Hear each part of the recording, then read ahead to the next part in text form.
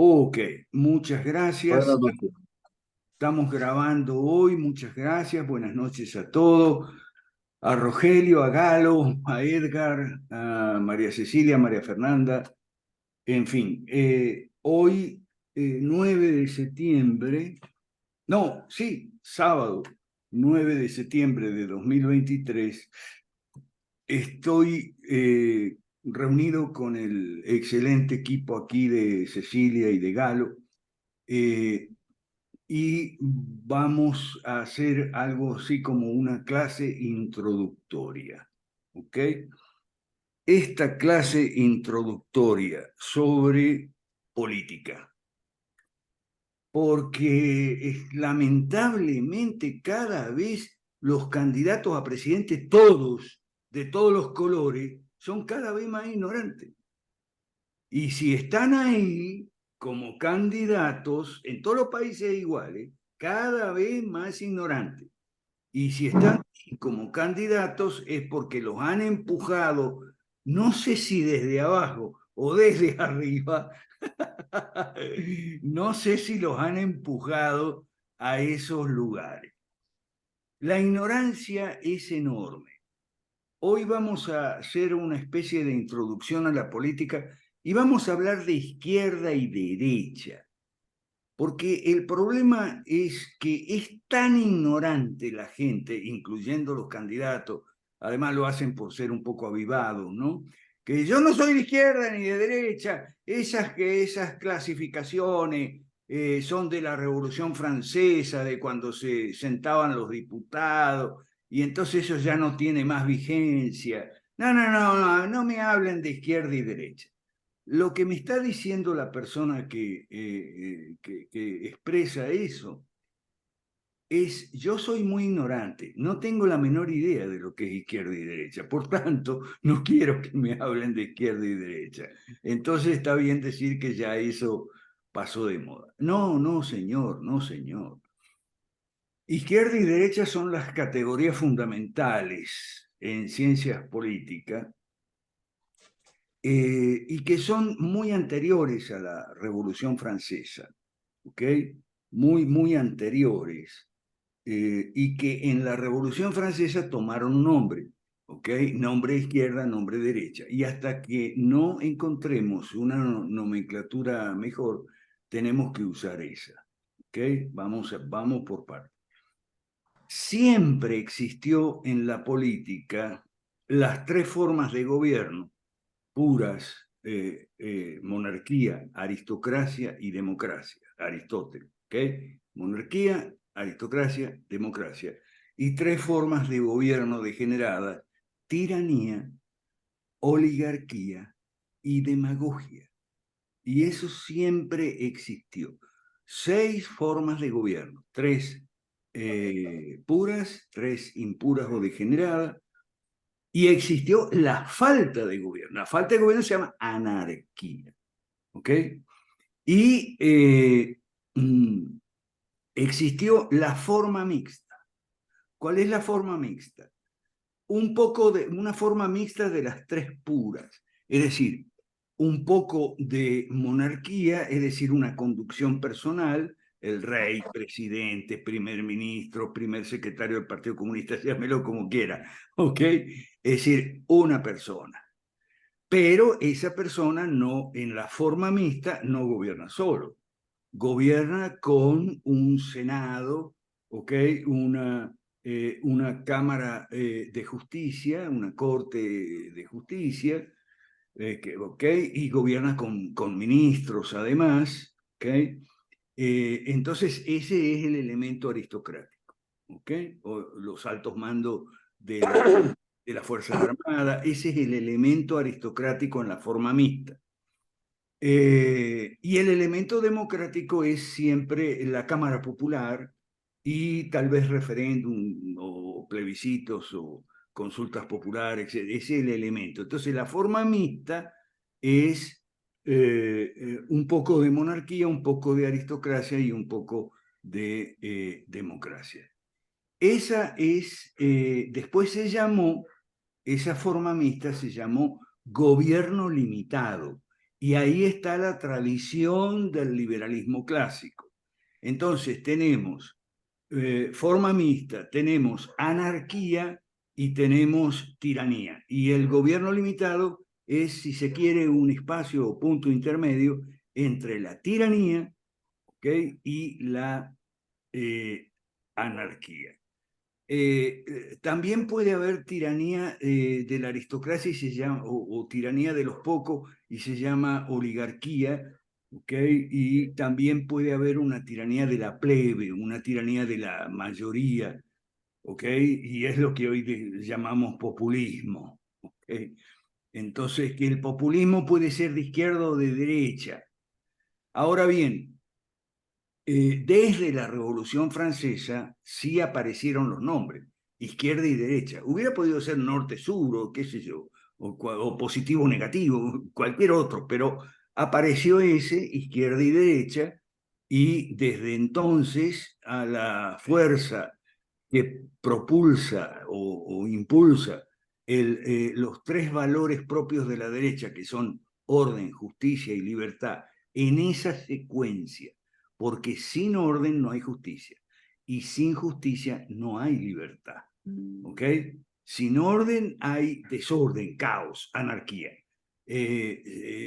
Sin orden no hay justicia.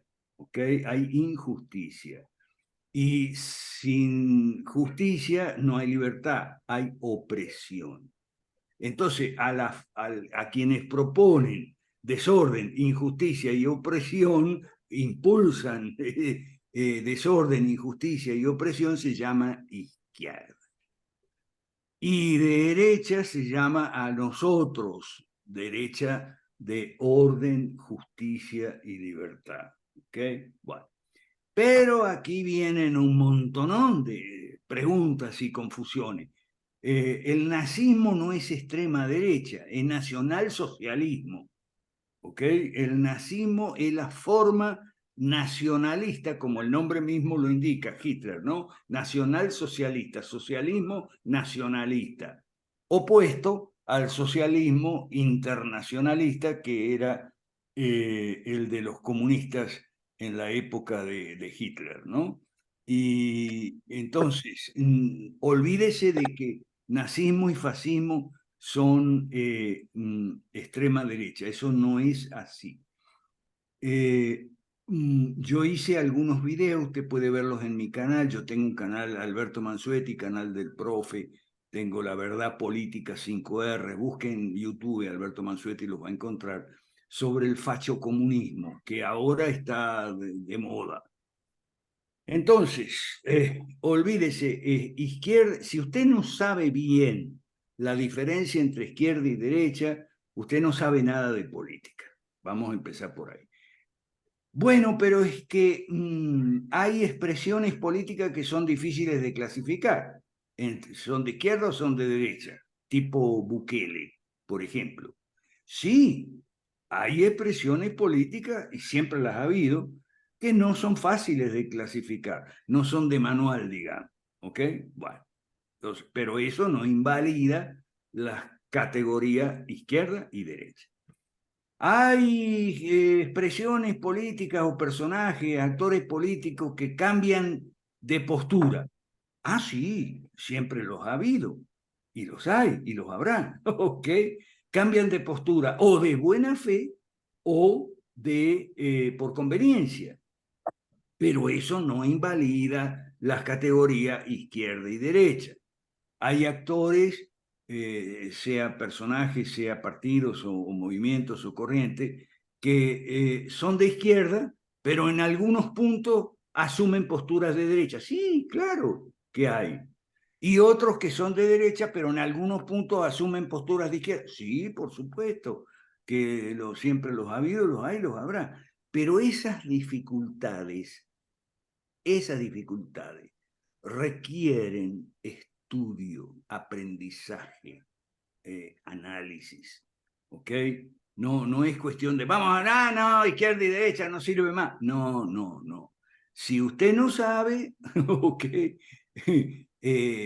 Puede aprender. Pues busque un buen enseñante puede aprender. Yo ya les dije la vez pasada, el sábado pasado, que yo no me pongo a mí de enseñante siempre, yo pongo de enseñante a nuestros referentes que son Ron Paul en Estados Unidos y Václav Klaus en Chequia o República Checa, antes Checoslovaquia, ¿ok? Y infinidad de referentes que tenemos para los cristianos. En teología tenemos a Gary North y John Robbins, que son los dos jefes de gabinete de Ron Paul cuando estuvo en el Congreso, en los 70 Gary North y en los 80 John Robbins, ¿ok? Son nuestros referentes y esos son nuestros maestros. Aquí en esta sala, el maestro, los maestros son ellos, no soy yo. Yo soy nada más que el cartero, el cartero es el que viene con la carta, el que le trae un paquete con un libro de Ron Paul, el que le dice dónde está la web de Ron Paul, del Instituto Ron Paul, o la web del doctor Klaus. Le dice otras web que puede aprender, por ejemplo, el Cato o Mises Hispano, si no habla inglés, ¿ok? Yo soy el cartero. Además de traerle la información, la bibliografía, la infoeducación, el cartero también le trae el periódico, ¿ok? Le trae las noticias, ¿ok? El cartero le dice, aquí viene otra derecha mala en México, Eduardo Verástegui, que ya le están saliendo simpatizantes por todos lados. El cartero le trae eso sí, el cartero le va a hacer un comentario, ¿ok? Le va a hacer un comentario, pero siempre ese comentario va a ser bien fundamentado. Le voy a dar la información para que usted vea, no me haga caso a lo que yo digo solo porque yo lo digo, investigue, ¿ok? Bueno, entonces, claro, izquierda y derecha ofrecen dificultades, ¿ok? Pero no por ello vamos a tirar al demonio las categorías de izquierda y derecha porque son las fundamentales para poder entender el hecho político, ¿ok? El hecho político y el pensamiento y el discurso político también. Si usted no sabe bien la diferencia, entonces no la vamos a tirar, vamos a enseñar.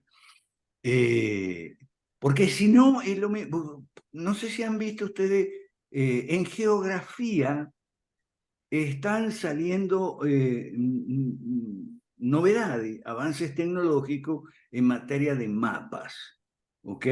Y entonces nos están mostrando mapas donde los países no tienen el mismo tamaño. Algunos salen más grandes, otros más chicos, de mapas convencionales que, por ejemplo, los que yo aprendí en la escuela primaria, venía la maestra con un mapa, estos son los países. Bueno, ahora me vengo a enterar. Ahora viene la novedad que el tamaño de los distintos países en el mapa de mi maestra de escuela primaria, no, los tamaños no están exactamente como deben ser, hay otra. Entonces viene toda la historia de la proyección Mercator y la perspectiva oblicua, frontal, viene toda, en geografía hay mucho material sobre eso ahora. Ahora, eso no va a significar que usted diga, los mapas no sirven para nada. Hay que tirar todos los mapas. No, no, no, los mapas no sirven para nada. Porque entonces está diciendo que hay toda una ciencia que se llama geografía que no sirve para nada. Bueno, lo mismo, si usted me dice que la categoría izquierda y derecha no sirve para nada, me está diciendo que hay toda una ciencia, la ciencia política, que no sirve para nada, lo cual es un disparate, ¿no? Es un sinsentido, ¿no? No tiene sentido. Entonces, es necesario estudiar izquierdas y derechas. Y lo primero que hay que saber es izquierdas en plural y derechas en plural. Sobre todo ahora que están surgiendo nuevas derechas malas, ¿ok? Las derechas malas del siglo XX son como Uribe, Macri, Piñera. Estoy hablando de Colombia, Argentina y Chile, ¿no? Uribe, Macri, Piñera. En Ecuador llega hasta Lazo. Creo que Lazo es una de las últimas derechas malas. Bueno, la última es la de Paraguay, que por cierto, el 22 y 23 de este mes se van a reunir en Buenos Aires. Se llama Segundo Encuentro por la Democracia y la Libertad, 22 y 23 de septiembre. Ahí se van a juntar las derechas malas viejas, ¿ok? ¿En contra de quién? ¿De la izquierda? No, de las derechas malas nuevas. Ok, fíjese qué interesante, qué divertido, ¿eh? Ahí se van a encontrar el 22, 23 de septiembre, que cae, a ver, ajá, fin de semana, se van a encontrar las derechas malas viejas que están en contra de las derechas malas nuevas, como Milei o como Verástegui, por poner los dos ejemplos más resaltantes hoy en día: Milei libertario y Verástegui conservador. Esas son las nuevas derechas malas, que son populistas, y entonces, claro, hay que saber qué es el populismo. Bueno, el populismo no es una ideología, ¿ok? Que usted puede ubicar en la derecha o en la izquierda, ¿ok? El populismo es un estilo político, el estilo político confrontacional, de choque, nosotros contra ellos. Eso es populismo, nosotros contra ellos contra nosotros. Y frecuentemente es yo contra ellos, porque el populismo es muy personalista, caudillista, narcisista y egocéntrico, típico Milei, típico. Entonces, el populismo es un estilo, ¿ok? Es como una maleta. Cuando usted va de viaje, los argentinos decimos valija, bueno, no se dice maleta, ¿ok? En la maleta usted puede poner lo que usted quiera. Bueno, el populismo es como una maleta, ¿ok? Usted puede poner lo que quiera, puede poner su pantalón, su camisa, puede poner, o si es su esposa, ¿ok? O pueden hacer una misma maleta si es grande para los dos, si van a viajar los dos, el matrimonio, tal. Pero una cosa es la maleta y otra cosa es el contenido. Entonces el contenido puede ser de derecha o de izquierda. El populismo es como la maleta, ¿ok? Bueno, es un estilo, es el estilo confrontacional, las palabrotas son infaltables, ¿ok? El gesto aspaviento es hacer con las manos así, eso se llama aspaviento, viene de cuando los molinos, ¿no? Los molinos, las aspas, el viento, los brazos. Entonces, ese es el estilo aspavientoso, escandaloso, gritón, mucho insulto, insulto, todo eso es populismo. Y como digo, es la maleta. Adentro puede ir ropa de hombre o ropa de mujer. Es decir, adentro de la maleta puede ir de izquierda o derecha.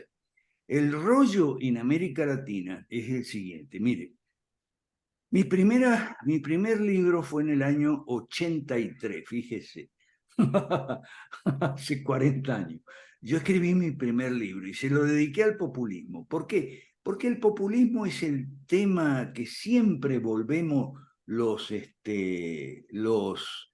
politólogos. Siempre volvemos, no lo terminamos de definir, de encuadrar bien, o sea, estamos de acuerdo los politólogos en los rasgos básicos del populismo, en que no es una ideología, sino un estilo, ¿ok? Entonces siempre, bueno, entonces yo me estrené como escritor de ciencias políticas con 1983, un libro que yo hice en Venezuela sobre el tema del populismo. Después vino Gloria Álvarez y viralizó el tema populismo, pero el rollo es que hasta esa época,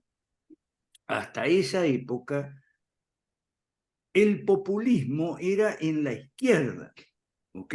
La derecha no acostumbraba a ser populista. El populismo era de izquierda, no había populismo de derecha. En mi época, después vino Gloria Álvarez en la época de ella tampoco, nunca hubo populismo de derecha. Ahora, sobre todo con Donald Trump y viene Bolsonaro y viene Vox de España y todo eso, entonces ahora hay un populismo de derecha. Y no es como la foto que yo saqué en el año 83 o que Gloria Álvarez sacó mucho después. En la foto que nosotros sacamos era el populismo de izquierda, porque era el que había en esa época. Pero ahora el populismo de derecha no coincide con la foto, ¿ok? El populismo de izquierda era aquello de la justicia social, la redistribución de la riqueza, la estatización de las empresas, era todo el manifiesto comunista, ¿ve? Con estilo populista, ¿ok? Era una izquierda, un socialismo, un comunismo estilo populista.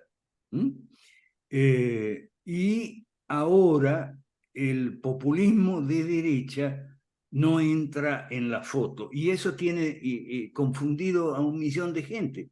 Incluso los que me tiran con piedras a mí en el Twitter porque a mí no me gusta Milei porque es populista. A ver si nos entendemos, el populismo de derecha es tan malo como el de izquierda.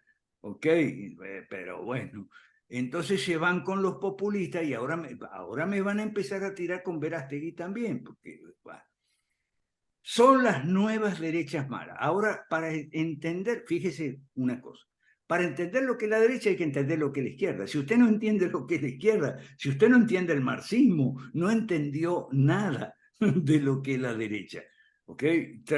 Trataré, vamos bien con la hora. A mí no me gusta hablar más de 40 minutos. Después me gusta ver el chat, a ver lo que hay y abrir los micrófonos. Vamos a ver. Con el señor Carlos Marx hay muchas confusiones, muchas equivocaciones. ¿Ok? La mayoría de nosotros, los que no somos marxistas, tenemos, oiga, esto es importantísimo, los que no somos marxistas, tenemos ideas equivocadas sobre el marxismo. ¿Ok? Decimos, bueno, el marxismo, a ver, esa sociedad ideal, utópica que el marxismo imagina, donde todos los niños vayan a la escuela con zapatos nuevos y bien peinaditos y todo gratis, y que los enfermos vayan al hospital, todo gratis, y que no haya pobres y todo eso, y eso nunca se dio.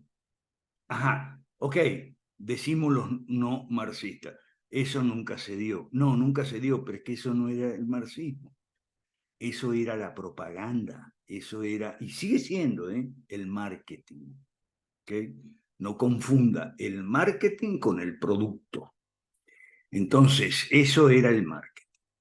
Entonces, como nunca se dio, el socialismo fracasó, vea cómo el muro de Berlín y la Unión Soviética, el socialismo fracasó. No, no fracasó, fue un éxito, porque la idea de redistribución de la riqueza, justicia social, control del Estado, esa idea quedó grabada en la mente de casi la inmensa mayoría de las masas y de las leyes. Entonces, no, el socialismo no fracasó, fue un éxito. Lo que se cayó, lo que se derribó en Berlín después con el desfile de las soberanías en Moscú y la implosión de la Unión Soviética fue el modelo soviético, pero eso tampoco es el marxismo. Otros, los más instruidos de la escuela austríaca y todo eso, te dicen, bueno, pero el marxismo es un error. Hayek decía mucho, el marxismo es un error, fíjese el capital está equivocado, porque la teoría de la plusvalía es falsa y se basa en el error de el valor trabajo, de atribuirle valor solamente al trabajo y todo eso. Entonces, como el capital está equivocado, pero no amigo Hayek, el capital tampoco es el marxismo. El capital, así como la pintura de la sociedad ideal, utópica, es el marketing, el capital es la pretensión, ¿ok?, de mostrar la explotación capitalista. El capital está escrito más que nada contra el capitalismo y no a favor del. De hecho, no hay ninguna definición en el Capital, y eso que hay 4 tomos de qué cosa es el socialismo, qué es el comunismo, eso no está en el Capital. Entonces, olvídese del marketing, olvídese del capital, eso no es el marxismo. Entonces, ¿qué es el marxismo? Ahí vamos a aprender qué es el marxismo, porque entonces de ahí vamos a pasar a las derechas malas, las viejas y las nuevas. Por eso esta es una clase introductoria. Fíjese lo siguiente, el marxismo, ¿qué es lo que es entonces? El marxismo son 2 cosas, el marxismo cultural, que está en las obras juveniles de Marx, algunas en colaboración con Engels, o sea, hasta 1848, y en la obra póstuma de Marx, publicada por Engels, 1884, el origen de la propiedad de la familia, la propiedad privada y el Estado. Eso es marxismo cultural. Eso es lo que va en contra de la vida y la familia y el matrimonio y todo eso, y va adelanta ya el ecologismo y todo eso, y el relativismo, por supuesto. Eso es marxismo cultural. Y está, como digo, no está en el Capital, está en las obras juveniles de Marx y en el origen de la familia. Y el marxismo clásico está en el Manifiesto Comunista de 1848. Eso es el marxismo clásico, las 10 medidas del capítulo 2, ¿ok? Que no son para la sociedad ideal, son para que las izquierdas tomen el control, tomen el poder. Entonces, eso es el marxismo clásico, tomen el control, tomen el poder. Capítulo 2 del Manifiesto Comunista, 10 medidas. Y después, en la primera y en la segunda internacional, se reeditan esas 10 medidas y se van metiendo en la mente de la gente que el Estado tiene que controlar la agricultura, la industria, el comercio, el transporte, la banca, la educación, todo. Esas ideas se van metiendo en las mentes de la masa y en las leyes del siglo XX, las leyes malas del siglo XX, ¿ok? Con la complicidad de las derechas malas. No, porque el amigo Hayek la pegó cuando explicó que los conservadores habían hecho suyas casi todas las ideas socialistas. Tenía razón en eso, ¿ok? Entonces, tenemos ese marxismo clásico en el siglo XX se hace realidad, pergeñado en el capítulo 2 del Manifiesto del 48, en el siglo XX se hace realidad, se impone. Y ellos, las izquierdas, toman el control, no solo el poder político, sino también sobre las empresas, los sindicatos principalmente, las universidades y la educación en general, el arte sobre todo, el arte.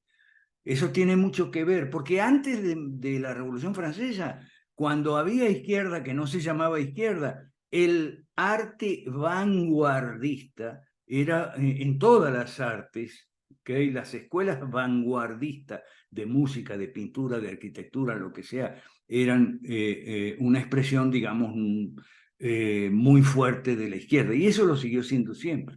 ¿Okay? Entonces, en ese sentido, el socialismo, lejos de ser un fracaso, fue un éxito, fue todo un éxito. Ahora estamos en el siglo XXI. ¿Y qué es lo que pasa?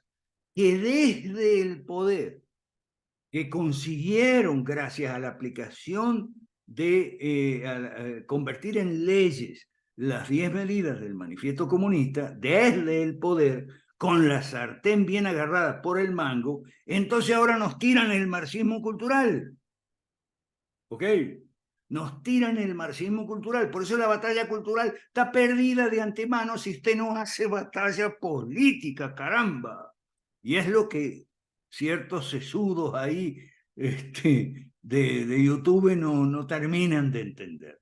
Ahora, desde el poder, conseguido gracias a las estatizaciones, nacionalizaciones, a las regulaciones y a los cierres del mercado a la competencia, es decir, gracias a los monopolios y oligopolios que consiguieron en el siglo XX, ahora vienen con el aborto, con el matrimonio homosexual, con la ESI, los libros escolares, vienen fuerte con el combate al calentamiento global y vienen fuerte con todo eso y vienen fuerte contra la vida, el matrimonio, la familia, contra la moral y la religión.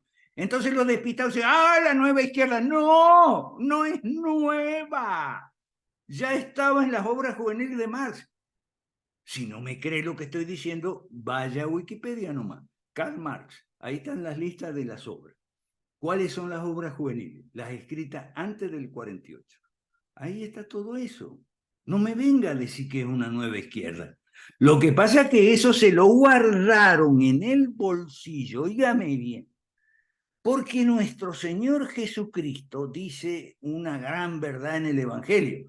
Dice, los hijos del mal son más inteligentes, más astutos en todo caso, más astutos, más agudos y más rápidos que los hijos del bien. Y eso es lo que ha pasado. ¿Okay?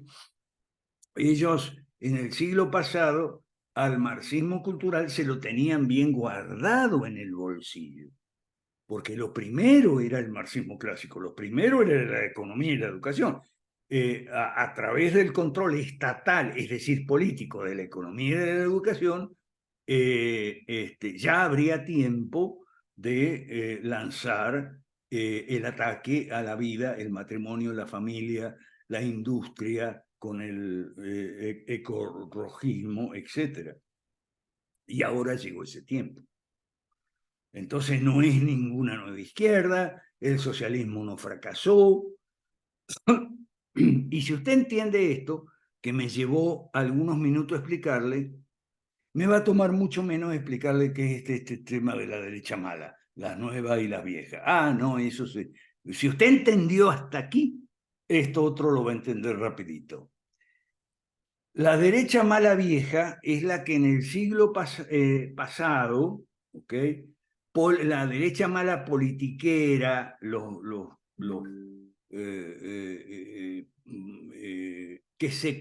que como decía Hayek, hicieron suya casi todas las ideas socialistas, o sea, la reforma agraria, la educación pública, la salud pública, o sea, el estado de bienestar, el Banco Central, o sea, todo eso es la derecha mala vieja. ¿Ok? Bueno. Y los que reaccionábamos contra eso éramos los liberales en el siglo pasado. Entonces ahora vienen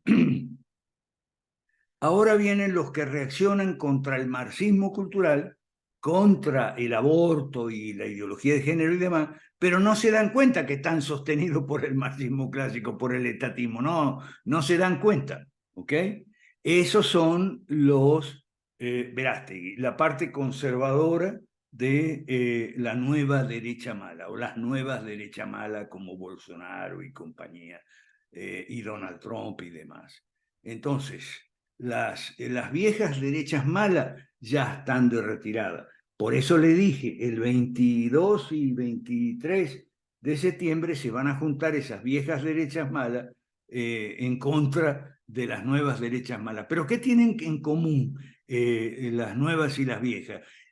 Capítulo 2 del Manifiesto Comunista. Eso es lo que ellos aceptan, el control del Estado, el Estado de bienestar, el Estado regulador, controlador, y por eso nosotros, los 5 reformas, con estos términos, vamos en contra del marxismo cultural, pero también del marxismo clásico. Y además de eso, ya va Cecilia, un segundo, y además de eso, vamos a favor de un programa de privatización, de regulación y apertura de mercados a la competencia que destruya las obras del marxismo clásico del siglo pasado para empoderar a la gente, para devolver a la gente las funciones, poderes y recursos que le fueron quitados, y para enriquecer a la gente, para salir de la pobreza, caramba, a fin de que la gente tenga armas para defenderse de la sociedad por sí misma, sin necesidad del Estado, del marxismo cultural. Ahora, como usted comprenderá, para explicar eso hay que tomarse 40 minutos por lo menos. Ok, ahora sí, vamos con Cecilia, vamos con Rogelio después, adelante. A ver, profe, muchas gracias. Aquí, no sé, tengo yo algunas reflexiones. A ver, yo creo que uno de los graves problemas ha sido que las derechas malas se han quedado mucho, por ejemplo, escribiendo libros y no todos esos libros son buenos en lugar de salir a hacer acción política y eso generó que la oposición avance. Ahora, yo lo que veo es que las izquierdas son éticas desde el punto de vista que hacen lo que dicen. Es Ah, como, ya, ellos hacen lo que dicen, no ocultan, son frontales, pero las derechas malas se van sumando, se van arrodillando a preceptos que no corresponden a su línea, quizás porque no saben, quizás por ignorancia, quizás por cobardía. Y uno de los grandes problemas es que estos actores de las derechas malas, con Lazo, o a veces ciertos centros como el Partido Social Cristiano, que la gente piensa que esa es una derecha cuando no lo es, genera tanta confusión en el ciudadano de a pie, que empiezan a verle a la derecha como un símbolo grave, detestable, incompetente, cuando en realidad en nuestro país y en América Latina no ha existido una derecha que sea leal a sus principios, pero también a su programación, a las propuestas, a las sí, normativas. Y eso hace que la gente no distinga una derecha de una izquierda, que derecha realmente no existe. Y lo peor es que está tan demonizado este asunto, que mucha sí, gente escucha la palabra derecha y le da urticaria, porque sí, enlazan todos esos males que han hecho los malos políticos de izquierdas, de derechas, sobre una línea que tiene estudio, que tiene análisis, que tiene tradición y que lamentablemente no ha logrado estar dentro de nuestra región en Latam nunca. Entonces eso a veces hace que muchos, incluyéndome yo en un inicio, si yo no hubiera empezado a estudiar con ustedes desde algunos años, yo todavía creo que seguiría navegando en esa ok, confusión. ok, gracias Cecilia, pero vamos cortito si es posible para poder dar espacio a todos. Sí, ahora cuando tú dices hacen acción, no hacen acción política, ojo, no hacen acción política partidista, pero sí hacen en TikTok. Acción política es TikTok y Twitter. Eso es acción política también, pero no es partidista. Por lo tanto, no es eficaz. Porque si usted no hace partido, olvídese. Yo me acuerdo muy bien como en Argentina, cuando Cristina era presidente, le protestaban y se quejaban y tal, y hacían marchas en contra de Cristina. Entonces, Cristina les dijo, bueno, si a ustedes no les gustan cómo gobernamos nosotros, hagan un partido y ganen las elecciones. Bueno, en eso hizo Macri y en eso la pegó. Hizo un partido, ganó elecciones, lo que pasa es que cuando ganó las elecciones tuvo 4 años y no hizo nada, ¿ok? No hizo las reformas que tiene que hacer y por eso la derecha mala vieja fracasó, ¿ok? Y la derecha mala nueva, ¿qué hace? TikTok. Salvo Milei y ahora Verástegui, pero vamos a ver, porque en México no hay segunda vuelta, ¿eh? Entonces hay un rollo tremendo. Bueno, ok, gracias Cecilia. Vamos con Rogelio y luego con Galo. Estimado profesor, nuevamente buenas noches con todos. Básicamente dos inquietudes.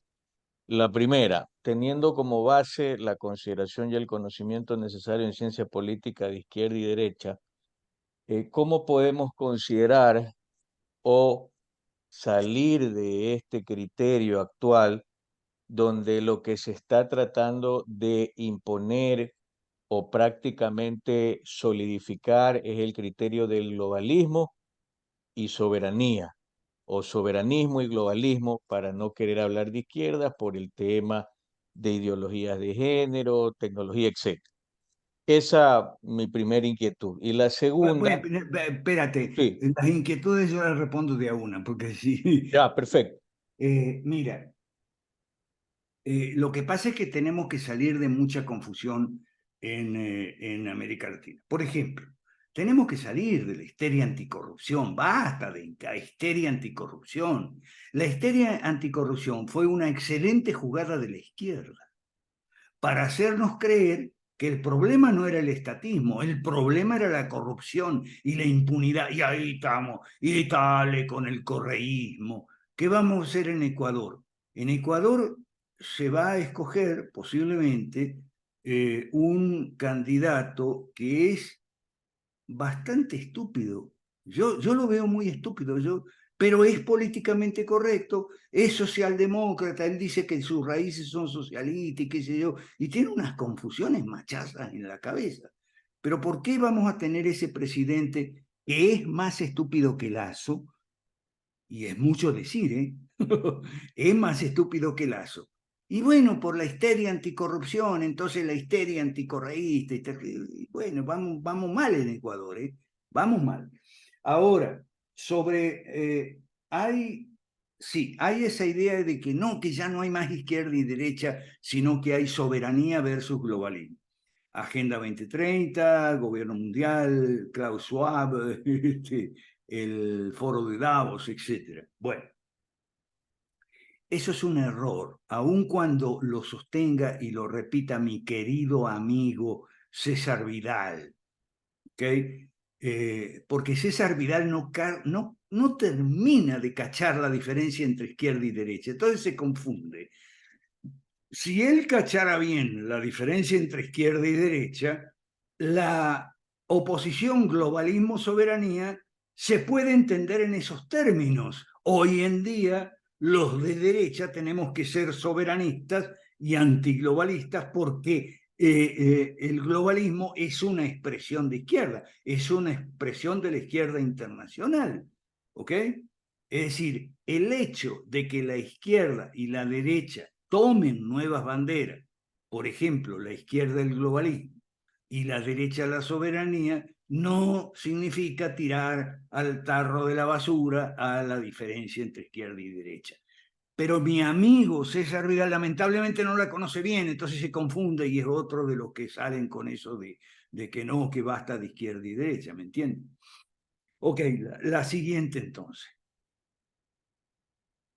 Listo, mi estimado maestro. Una vez que usted tocó el punto que me interesaba en la siguiente pregunta. Yo no creo en la existencia del correísmo porque efectivamente el correísmo no existe. Eso hasta el mismo Rafael Correa lo ha dicho, eso no existe. Lo que existe, según mi criterio de lo que yo he analizado, porque para mí Correa desde que asumió el poder hasta la fecha con su movimiento RC, es un populismo capitalista. Para mí todo lo que han hecho dentro de ese movimiento es utilizar la temática que tiene que ver como bandera, supuestamente el socialismo, Foro de Sao Paulo, ahora el Grupo de Puebla, pero cuando han estado en el poder, lo que han hecho es populismo capitalista. Si no en el Ecuador, hay que preguntarle a los grandes grupos económicos, ya conocemos mucho sus nombres, Uri, Sarnitsky y compañía, cuáles han sido sus mejores épocas en el Ecuador. Entonces, mi pregunta ahí es, Sí. ¿realmente esto que nos pretenden vender como, porque No, efectivamente en esa discusión errónea, meten al ecuatoriano en un fuego cruzado de correístas, anticorreístas. Los que estamos en el medio y nos damos cuenta que eso es un maniqueo, sabemos que eso no nos lleva a ningún lado. Entonces, mi criterio o mi pregunta concretamente aquí es, ¿esta lectura es correcta? Y si realmente lo que propugna la RC efectivamente tiene en esa mixtura una tendencia realmente de izquierda o es Ya. exclusivamente un populismo. Ok, ok.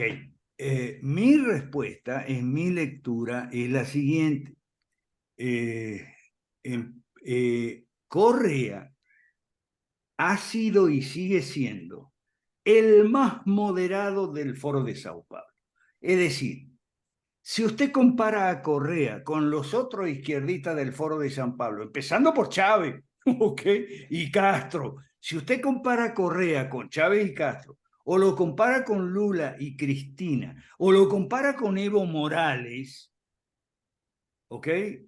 Resulta que Correa era el más moderado de todos ellos, ¿ok? Por eso, no sorprende que Correa haya tenido y siga teniendo lazos estrechos con los poderes económicos, ¿ok? Que eso se vio más claro todavía en el gobierno de Lenín Moreno. Eso es lo que fue una continuación de Correa por otros medios. ¿Ok? Bueno, esa es mi lectura. No sé, no sé, yo cuando opino sobre los otros países siempre soy cauto, ¿no? No tengo opiniones duras porque son otros países. A no ser que sean países donde yo haya vivido, que yo viví en Argentina, viví en Venezuela, en Guatemala, en Perú, en Bolivia, pero en Ecuador no he vivido, ahora vivo en México, en Ecuador no he vivido todavía, a lo mejor Dios me regala algunos años más y puedo vivir en Ecuador, qué sé yo, no sé. No sé cuánto tenga de vida. Gracias por tu intervención, Rogelio. Adelante, Gal. Buenas noches, profesor. Si tomamos como referencia los gobiernos de Reagan y de Thatcher como Ajá. representantes de un liberalismo exitoso versus sus expresiones respecto a que el socialismo ha sido exitoso, quisiera un poco trasladar ese concepto Sí. a Latinoamérica desde el punto de vista que toda ella definitivamente está siendo gobernada por un sistema socialista a través del Estado. Sí. Es decir, no hay ningún país en Latinoamérica en donde se hayan experimentado las ideas de liberalismo como gobierno. Entonces, al no ver yo que existe esa posibilidad de comparación respecto al fracaso sucesivo de todos estos gobiernos y estados en Latinoamérica, pues ahí quisiera un poco su ampliación en la explicación de lo exitoso respecto a lo no exitoso de estos dos sistemas, de estos dos modelos, y que definitivamente vemos que ha habido una gran cantidad de gobiernos populistas, y en el Ecuador específicamente, cuando hablamos de un Velasco Ibarra gravitando 40 años, cuando hablamos de un Febres Cordero gravitando 30 años, cuando hablamos de un Correa gravitando ya casi 18 años. Bueno, Velasco Ibarra, denme un balcón y seré presidente del Ecuador. Y fue, creo que 5 veces, ¿no? 5 5. veces una sola terminó. Velasco Ibarra es un caso de populismo de manual. Cuando los autores anglosajones escriben sobre el populismo, en Latinoamérica siempre ponen a Velasco Ibarra y a Perón. Los ponen juntos, ¿eh? Hay Velasco Ibarra y Perón. Bueno, mire, Galo, lo que usted acaba de decir, que no hemos tenido gobiernos liberales, es precisamente lo que yo digo, el éxito del socialismo. No me digan que el socialismo fracasó. Socialismo ha sido el proyecto político más exitoso en Occidente desde el Imperio Romano, créanme. ¿Ok? Entonces, Pero no en función de resultados efectivos de mejoramiento de las condiciones de vida. para la A gente eso me no. refiero. Sí, para la gente no, pero para ellos sí. Sin duda. Ahora, me interesa lo que usted me pone ahí sobre Thatcher y Reagan. Póngale a ella primero y a él después, porque él siempre reconoció que seguía los pasos de Thatcher, ¿eh? ¿Ok? Y así fue, sin duda. Bueno, Thatcher y Reagan, sí, hicieron privatizaciones, desregulaciones y apertura de mercados a la competencia. En ese sentido fueron liberales clásicos y conservadores como nosotros, es decir, fusionistas y demás. Pero lo que no hicieron fue un partido político. ¿Ok? No hicieron. Ambos gobernaron con partidos prestados. Thatcher, el Partido Conservador, y Reagan con el Partido Republicano. Gobernaron con partidos prestados. Ni hicieron nuevos partidos, ni convirtieron a sus partidos a sus ideas liberal-conservadoras. No. Sus partidos siempre iban como los vagones. Ellos eran la locomotora y el partido era los vagones, ¿ok? Y por eso no tuvieron continuidad después que ellos terminaron. O sea, no dejaron sucesión, no hicieron un partido. Permíteme que le enuncie la ley fundamental de la transitología. La transitología es lo que estudiamos nosotros y enseñamos, que es cómo pasar de esto que tenemos a lo que queremos, a un capitalismo liberal y aceptablemente democrático. ¿Ok? Esa transición es estudiada por un espacio multidisciplinario de economía, política, sociología, psicología incluso y hasta teología. Bueno, entonces ellos no tuvieron una sucesión competente. Thatcher tuvo a Joe Major y el señor Reagan a Bush padre y después Bush hijo, que son derecha mala. ¿Ok? Son derecha mala. ¿Por qué? Y porque al no cooptar a sus partidos prestados o hacer partidos nuevos, bueno, eso no tuvo continuidad. Y a las reformas deben tener continuidad, es decir, deben ser ampliadas y profundizadas, y no fueron ni en Inglaterra ni en Estados Unidos. ¿Ok? Entonces, caso similar, por ejemplo, Pinochet. Pinochet no gobernó según el consenso de Washington, sino según un libreto propio que era más avanzado todavía que el consenso de Washington, que se llamaba el ladrillo. Pero Pinochet no pudo hacer un partido político porque los verdaderos artífices del milagro chileno, el verdadero artífice del milagro chileno no fueron los Chicago Boys, ¿ok? Fue Hernán Vige, que no venía de Chicago, venía de Harvard. Sí, Harvard. Y entonces Pinochet le encargó a Vige, que fue su candidato, que perdió, le encargó que hiciera un partido, pero Vige le dijo varias veces: general, yo no soy político, yo soy un economista académico y creo haberle prestado servicios a mi patria y a usted con las reformas, pero yo no soy político. Y Pinochet no quiso entender y Pinochet le dio una orden. ¿Ve? Típico militar. Le dio una orden. La orden es que haga un partido y gane las elecciones. Los militares son así, se manejan con orden. Pero no hay caso, no se le puede pedir pera al olmo, y entonces Pinochet tampoco tuvo continuidad. Si usted se fija bien, la izquierda miente cuando dice que en Chile vivimos bajo la constitución de Pinochet. No, señor, porque tuvo 80 reformas. Y en Argentina también mienten cuando dicen vivimos bajo la constitución de Alberdi. Sí, bajo la constitución de Alberdi, pero bajo las leyes peronistas, socialistas, radicales, etcétera, etcétera. Entonces, si usted no sabe estas cosas, yo las repito siempre en mi clase, y las converso con mis estudiantes, porque hay que conocer estas experiencias. Ahora, un estudiante mío muy avanzado, que Fabián, va a ser un video que se llama ¿Por qué fracasan las derechas? Las derechas fracasan porque no hacen reforma. Y no hacen reforma porque no tienen un partido para hacer reforma. ¿Ok? Bueno. Adelante, María Cecilia. Profe, dos temas que me gustaría que usted... Ok, pero uno primero y otro después. No me los ok, tires los a ver, lo uno, lo que decía Son Rogelio... pelotazos al arco. Tirame Ok, los penales de a uno. ok. A ver, Rogelio, sí, pues Rogelio tiene razón, con Correa fue un tema de populismo, marxismo clásico, porque está en nuestra Constitución todo lo que dicen los 10 puntos del manifiesto comunista. Pero Rogelio se refiere al tema del capitalismo, sí, pero ese era un capitalismo de Estado. El de lazos de un capitalismo mercantilista.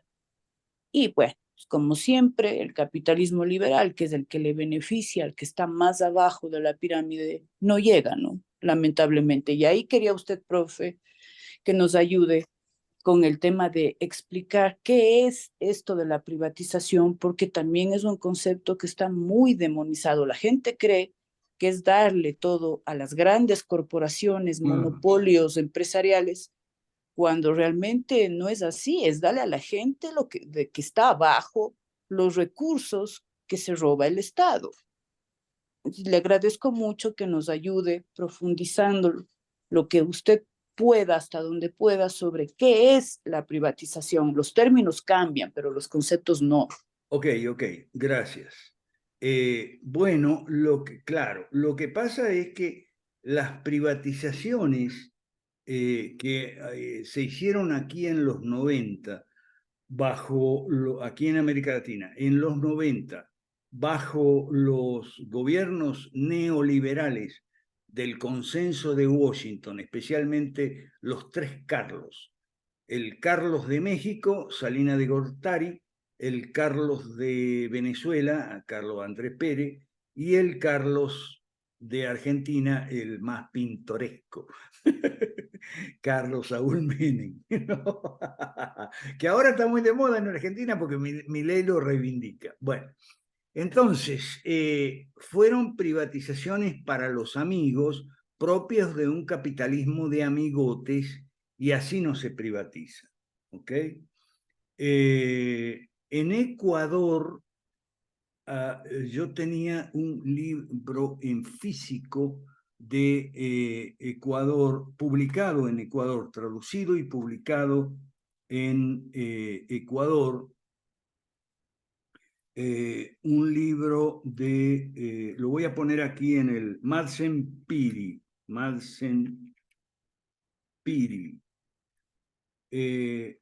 ver, ¿salió bien?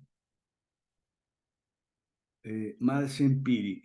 Bueno, en Ecuador, yo lo encontré en físico, lo compré, no me acuerdo dónde, pero está editado en Ecuador, traducido y editado en Ecuador.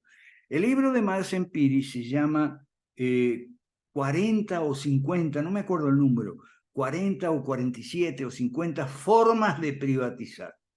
¿Ok?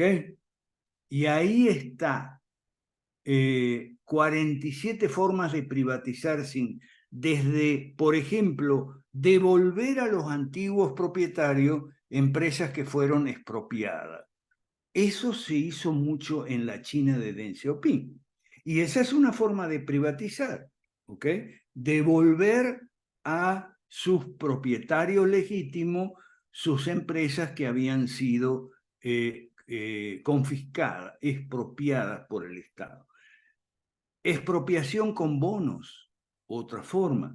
Expropiación a los trabajadores de privatización con bonos y privatización con acciones a los trabajadores. En fin, hay muchas, pero muchas formas de privatizar.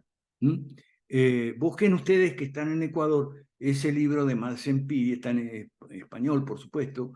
Hay formas oligopólicas, oligárquicas, monopolísticas de privatizar. Y así se ha privatizado mucho en Ecuador. Ahora, por eso nosotros aprendimos mucho sobre privatización los 4 días que tuvimos en 2018 con el doctor Václav Klaus, ex presidente de Chequia, ¿okay? Que hizo las privatizaciones, la revolución de terciopelo. Por ejemplo, en Rusia las acciones se regalaron. Y entonces el doctor Klaus nos decía que eso no era la mejor, la óptima forma de privatizar. Había que vender las acciones a precios accesibles para gente corriente, pero no regalarlas. Y nos explicó mucho sobre privatización. Por eso nosotros decimos que nuestras políticas son tres, no solo privatizar, sino privatizar, desregular y abrir mercados a la competencia. ¿Ok?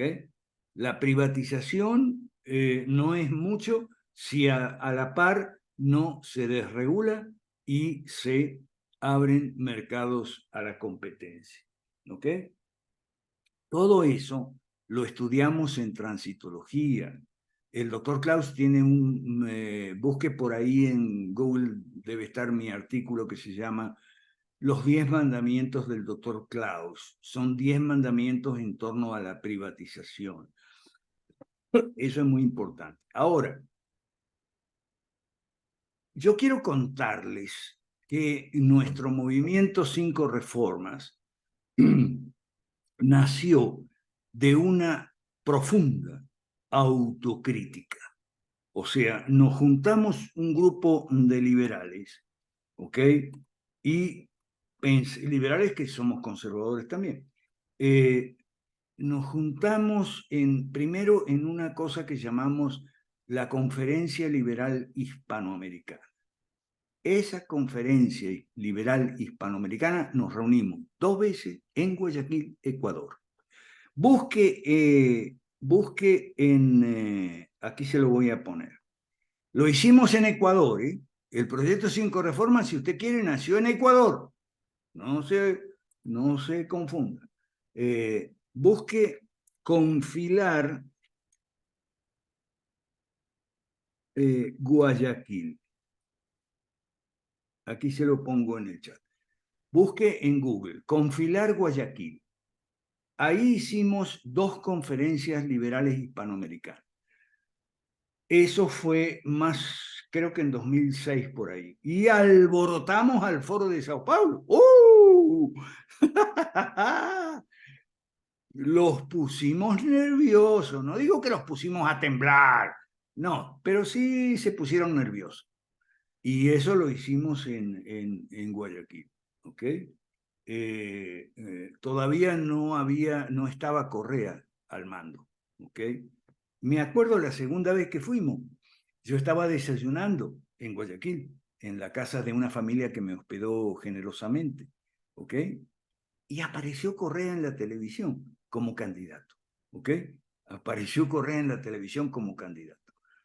Y entonces yo les dije a mis anfitriones, ojo con ese, ¿ok? Pero ¿sabes lo que me dijeron? No, tranquilo, no te preocupes. Aquí en Ecuador, si tenemos un mal presidente, lo sacamos enseguida. Lo sacamos enseguida, ya hemos sacado varios. Así me dijeron. Bueno, fue hace muchos años. Entonces, ahí hicimos esa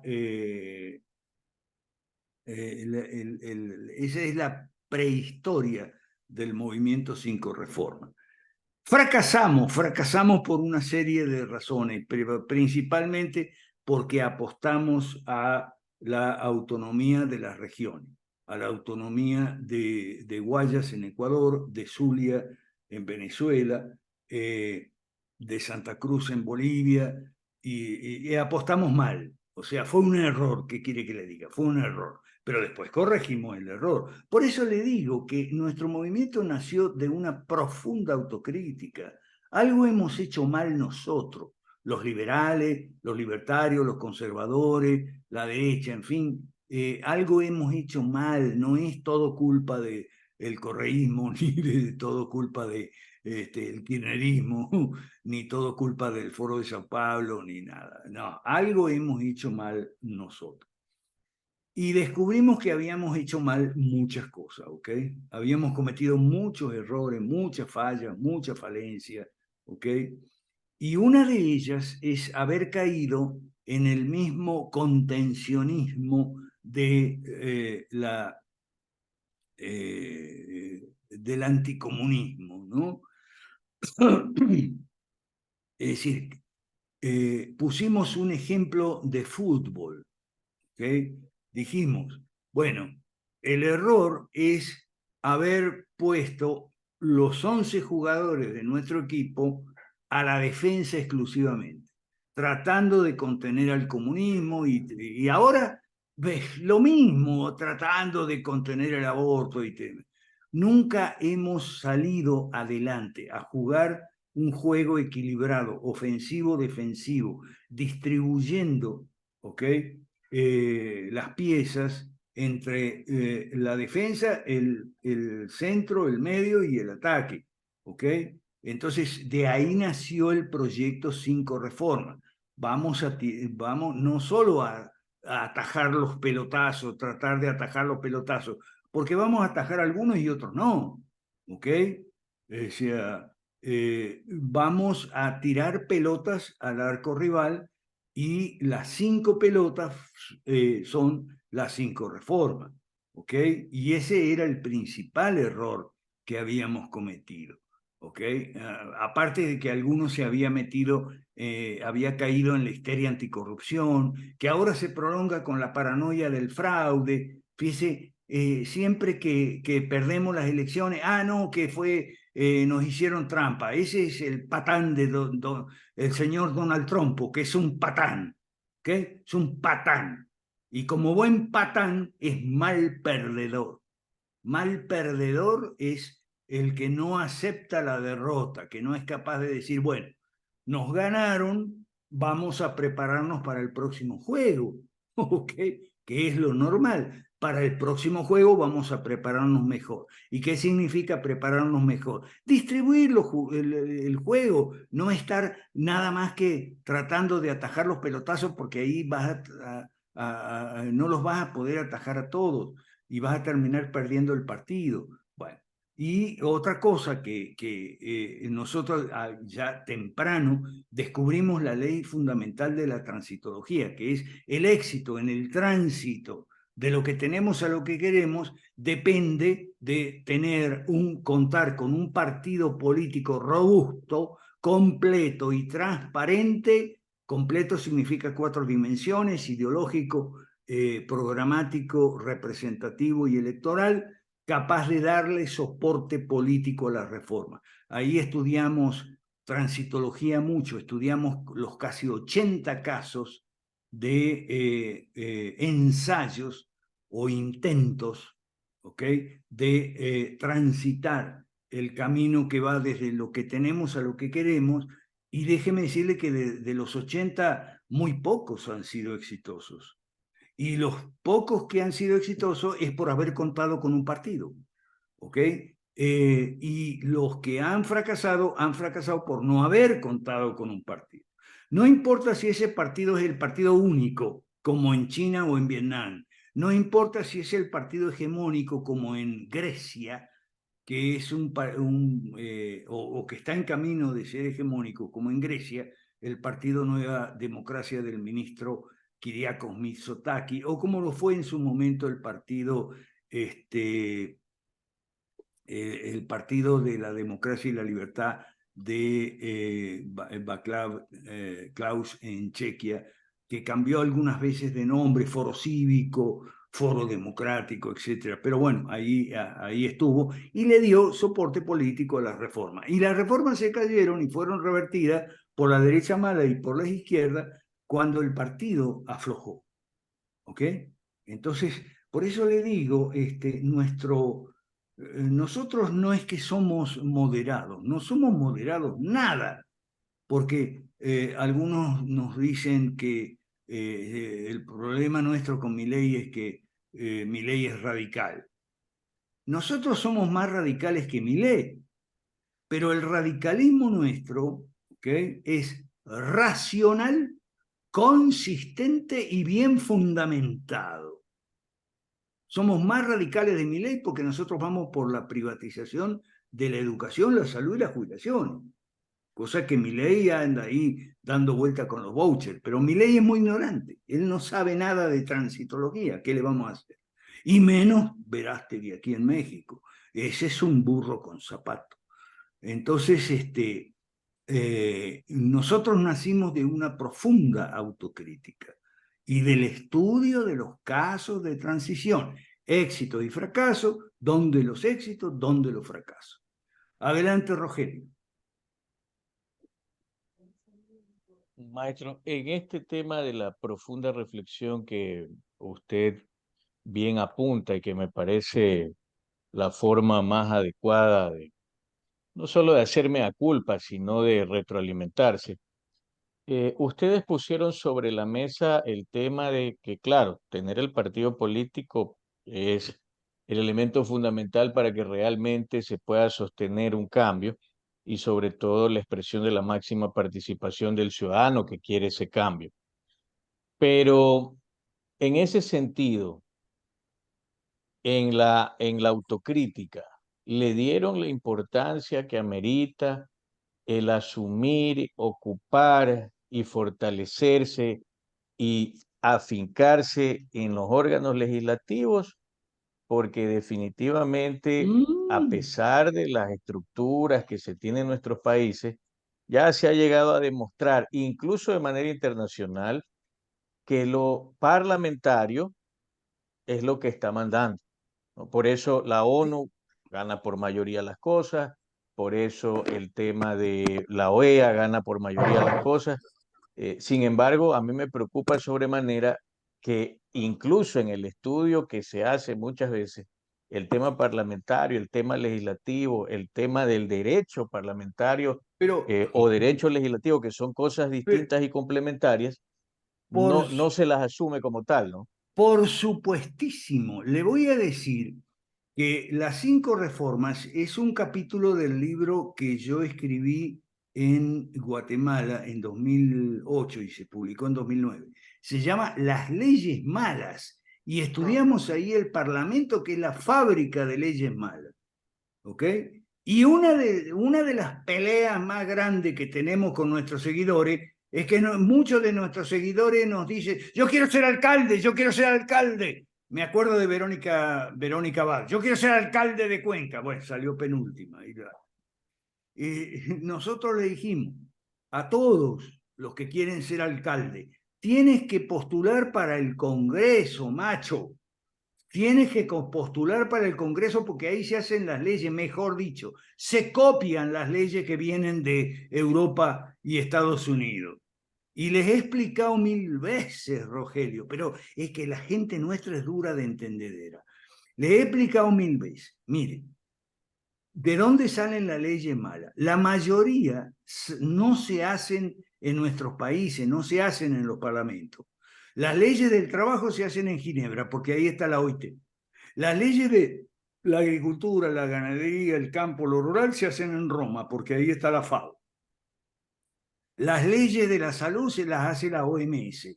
Las leyes de la economía, sobre todo la moneda y la banca, y el crédito se hacen en Washington, porque ahí está el Fondo Monetario y el Banco Mundial. Y además la Secretaría del Tesoro, que es de la cual el Banco Mundial y el Fondo Monetario son o eran casi apéndices.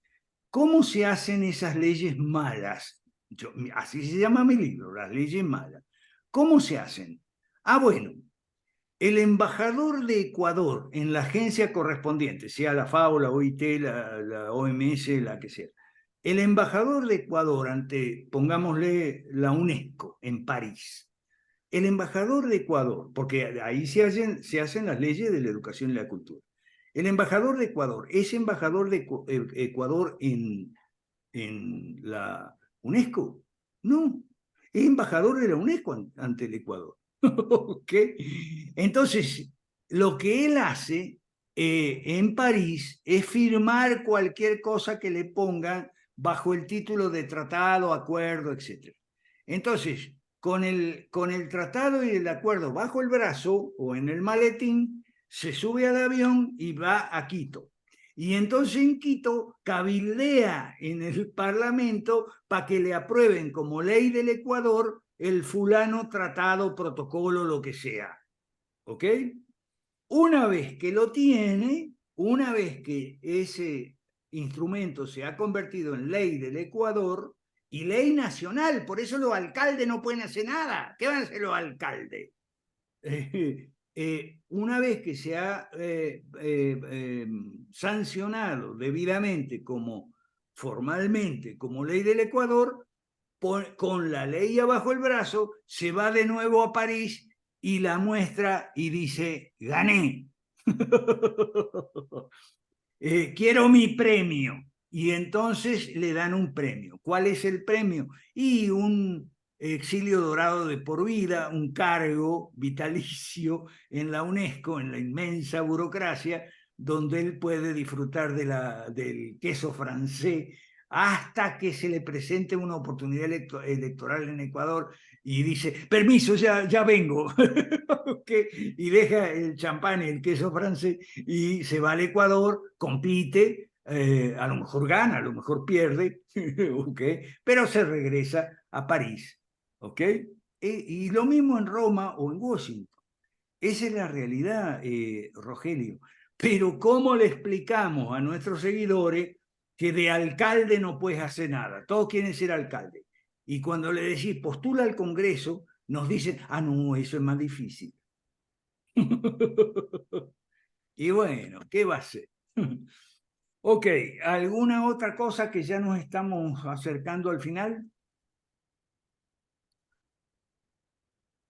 ¿Alguna otra?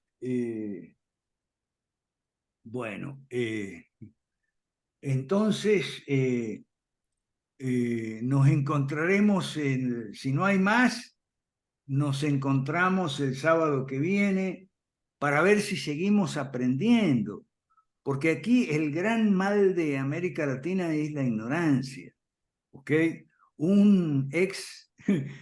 Todos somos ignorantes, ¿ok? Incluyendo los más ignorantes de todo, que son los que nos creemos más sabios, que somos los argentinos. Ah, sí, los argentinos, somos muy cultos.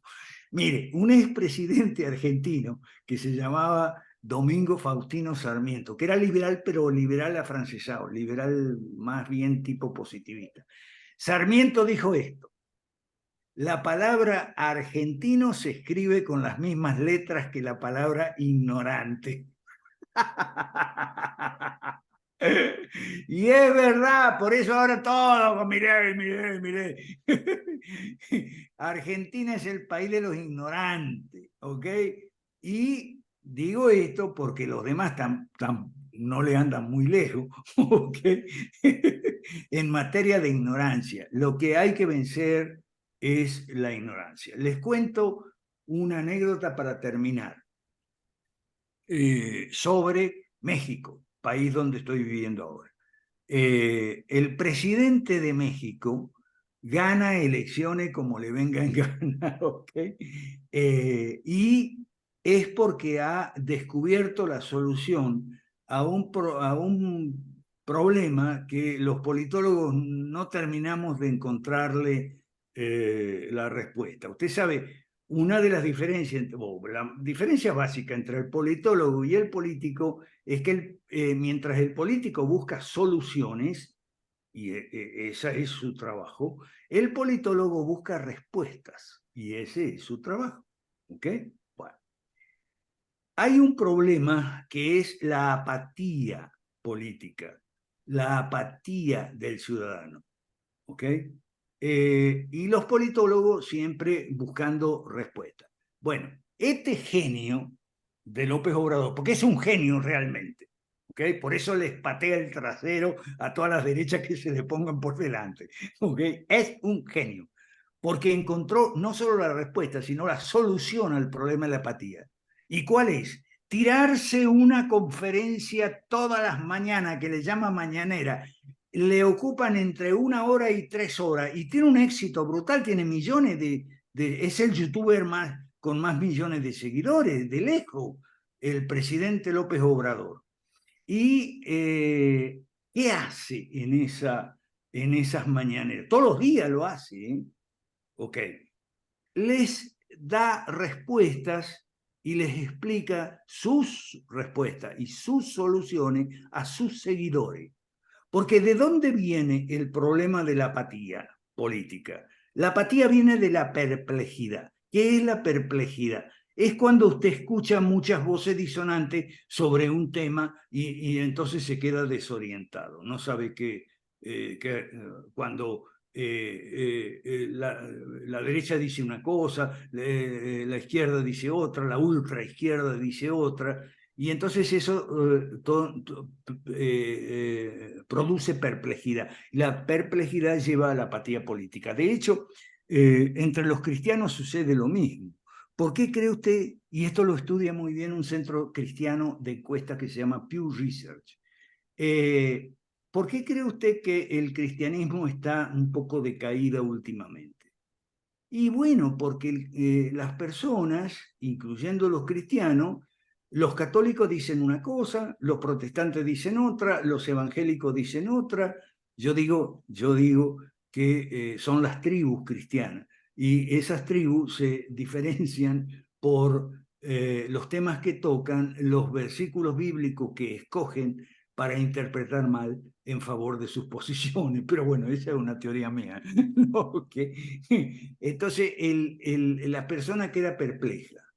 Y en política pasa lo mismo, la persona queda perpleja y entonces viene la apatía.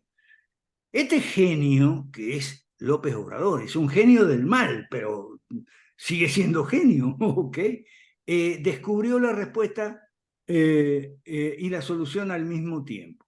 Y es darle información, claro, darle su información, sesgada desde luego, ¿ok? Pero todas las mañanas les da a su gente la información. Y habla muy lento, muy pausado, ¿ok? Y entonces dice, eso es porque está senil. No es porque está senil. Porque otra cosa que nosotros hicimos autocrítica. Siempre subestimamos al adversario, siempre subestimamos y descalificamos al adversario, que no queremos profundizar. Y nosotros creemos que a veces alguna gente de izquierda dice alguna cosa sensata por ahí. Entonces, ¿por qué habla lento López Obrador? Bueno, por dos razones. Primero, para elegir bien las palabras. Y segundo, para darle tiempo al oyente o al que lo ve por televisión, porque es por radio y por televisión, a que digiera, a que metabolice sus palabras. Por eso habla lento, ¿ok? Y es un genio. Y la derecha mala le quiso prohibir las mañaneras y entonces, bueno, los jueces dijeron que no, ¿qué va a hacer? Pero es que ese es otro problema de la derecha mala. Han hecho suyas casi todas las ideas de las izquierdas, dice Hayek. Sí, pero la principal idea de las izquierdas que hicieron suya es que todo vale, porque el fin justifica los medios. Entonces recurren incluso a medios inmorales, como el señor Verástegui para promover su película. ¿Ok? Y entonces, como todo vale, porque el fin justifica los medios, frase erróneamente atribuida a Nico Maquiavelo, eso lo vamos a ver otro día. ¿Ok? No fue Maquiavelo el que dijo que el fin justifica los medios. Maquiavelo dijo otra cosa.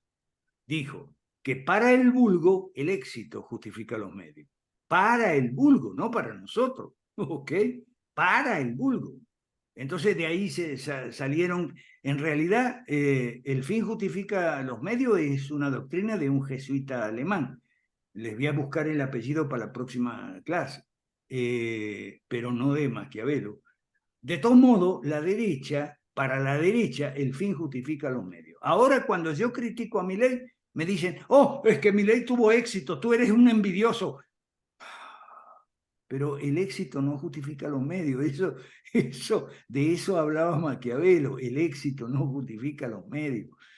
Ok, bueno, terminamos con esto. Vamos para el sábado, si Dios quiere. Y bueno, si no junta más gente, piensen en reunirse con nosotros, con los de los demás países, los lunes y los jueves. Y si no, en todo caso, el sábado a las 5 de aquí, o sea, 2 horas antes. si es 6. posible. Muchas gracias, muy agradecido con Cecilia, con Galo y con todos ustedes por esta sesión. Un abrazo grande. Me salgo y después ustedes se ocupan de la grabación y eso, por favor. Muchas gracias, enormes abrazos. Gracias, profesor.